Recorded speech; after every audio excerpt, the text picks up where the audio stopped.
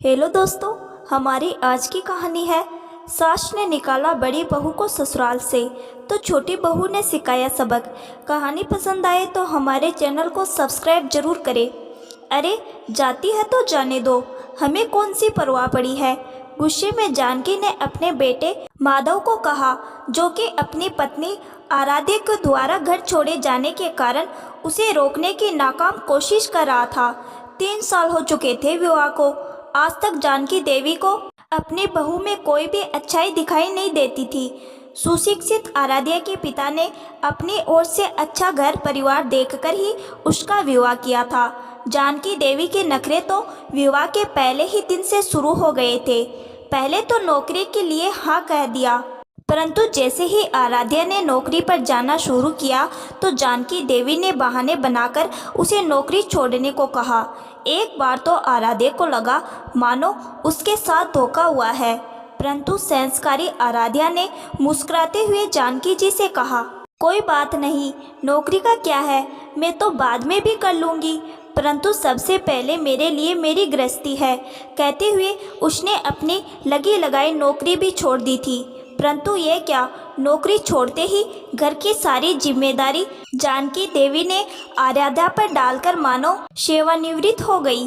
सारा दिन अब जानकी जी की आवाज़ सुनाई देती, आराध्या यह नहीं किया, वह नहीं किया। और देवर राघव और ननद सीमा भी नाक में दम किए रखते थे। जब भी आराध्या घरेलू सहायिका को रखने की मांग करती तो जानकी जी झट कह देती, हमारे घरों में ऐसा नहीं होता और घर की औरतें ही खाना बनाती है।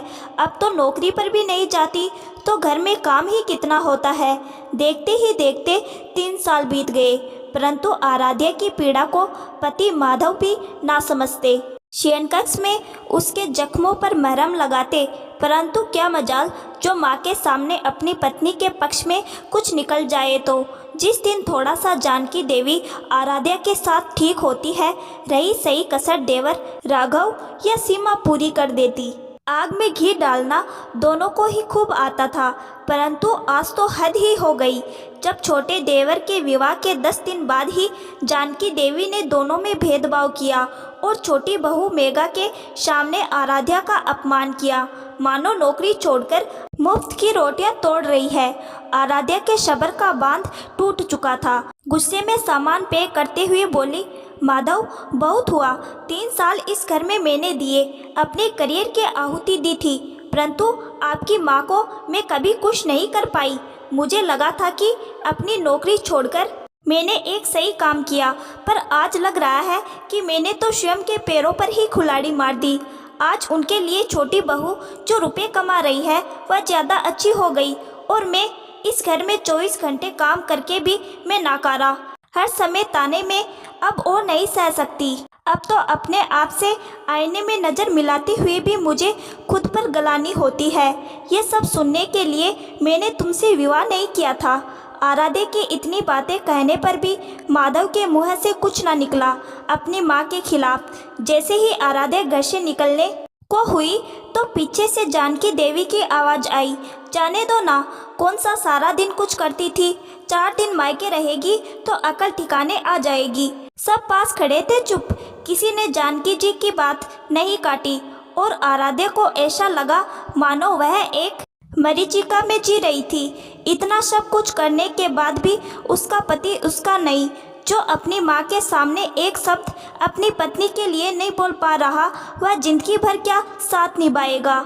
आज आराध्या ने खुद को ठगा सा महसूस किया और सोच लिया कि अब वह अपने भविष्य को इस घर में खराब नहीं करेगी और अपना सामान उठाकर मायके की ओर रुख कर लिया। आराध्या के जाते ही उस घर का नक्शा पलट गया। सुबह के समय जैसे ही राघव माधव नहाने को गए तो नल में पानी नहीं था। माँ, पानी नहीं है, टंकी नहीं भरी थी क्या? जानकी देवी सर पर हाथ रखकर बोली, अरे बेटा, वह तो काम आराध्या देखती थी, मैं तो भूल ही गई। क्या माँ, तुम्हें तो पता है ना कि मैं नाश्ते में पराठे नहीं खाती, मुझे सुबह नाश्ते में पोहा ही चाहिए होता है। गुस्से से सीमा बोली, तो खुद बना लो, इतनी बड़ी हो गई हो, कॉलेज जाती हो और अपना काम खुद नहीं कर सकती हो। जानकी ने भी पलटकर जवाब दिया, क्यों, पहले तो भाभी बनाती थी ना, 2 दिन में मैं कहाँ से बड़ी हो गई। कहते हुए गुस्से में सीमा बिना नाश्ता किए कॉलेज को निकल गई। छोटा बेटा राघव मेघा को बोला, तुम भी कुछ मदद करा दिया करो ना माँ की, ऐसे कैसे घर चलेगा। तो मेघा ने पलटकर जवाब दिया, देखो जी ये सब काम मेरे बस के नहीं, और जब आराध्या दीदी का किया किसी को नहीं दिखा, उनके काम की कदर नहीं हुई, तो मैं उनके जैसी गलती नहीं करूँगी, और ज़रूरत हो तो कोई काम वाली रख लो। छोटी दुल्हन के मुँह से ऐसी बात सुनकर जानकी जी दंग रह गई। आराध्या मेघा से अधिक पढ़ी लिखी थी, परंतु क्या मजाल जो उसने कभी पलटकर जवाब भी दिया हो, यही मन में सोच रही थी। माधव को तो हर बात में आराध्या की बात याद आ रही थी, और जैसे ही गीला तौलिया बिस्तर पर रखने लगा तो एकदम ऐसे लगा मानो आराध्या ने पीछे से आकर बोला हो। फिर गीला तौलिया पलंग पर रख दिया। जब पलटकर देखा तो वहाँ आराध्या नहीं थी तो बस उसकी यादें। शाम को जैसे ही घर में राघव आया तो घर में घुसते ही राघव बोला, क्या माँ आज मंदिर में आरती नहीं की और अगरबत्ती भी नहीं जलाई। इस समय जब हम आते थे तो धीमी गति में भजन की आवाज़ सुनते ही मन को सुकून मिलता था। आज तो घर भी कितना सूना सूना सा लग रहा है। जानकी देवी को एहसास हो रहा था कि आराध्या इन 3 सालों में घर के हर एक कोने कोने में बसती गई थी। कैसे अपने चेहरे पर मुस्कान लिए इस घर में सभी की ज़रूरतों को पूरा करने की कोशिश करती रहती थी।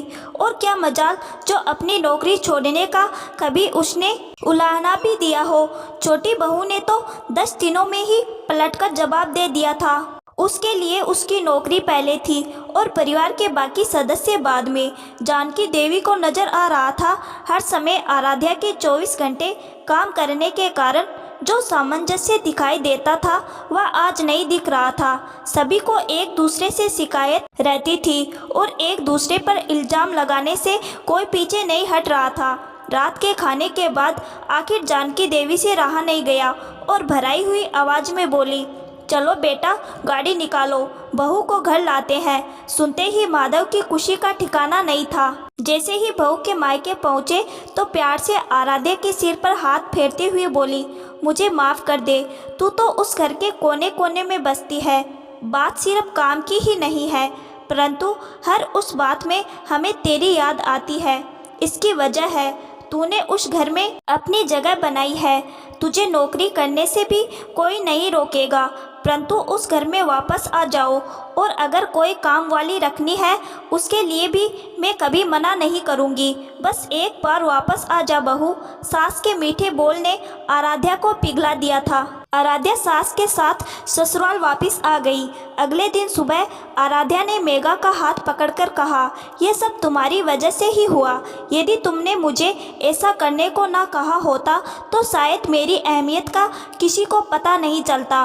परंतु क्या ऐसे हमने अपने परिवार वालों से धोखा नहीं किया? दीदी, अपने वजूद को बचाने के लिए और अपने अस्तित्व की रक्षा करने के लिए यदि अंगुली टेढ़ी करनी पड़ी तो इसे धोखा नहीं कहते, मेघा ने उत्तर दिया। दोस्तों, अक्सर हमको अपने जीवन में कुछ सही करने के लिए कुछ ठोस कदम उठाने पड़ते हैं और यही हमारी इस कहानी में आराध्या और मेघा ने भी किया। मेघा ने जब घर में आराध्या की स्थिति को देखा तो मेघा ने ये योजना बनाई, यदि वो दोनों यह हिम्मत नहीं करती तो शायद पूरी जिंदगी वहाँ पर दोनों ही ऐसे ही तानों का शिकार होती रहती। कभी कभी दूरियां हमेशा के लिए पास जाने के लिए ज़रूरी होती है। आराध्या के मायके जाते ही सबको उसकी कदर हुई। मेरी नज़र में तो ये धोखा नहीं है। आपके इस बारे में क्या विचार है? अपने विचार ज़रूर साझा करें।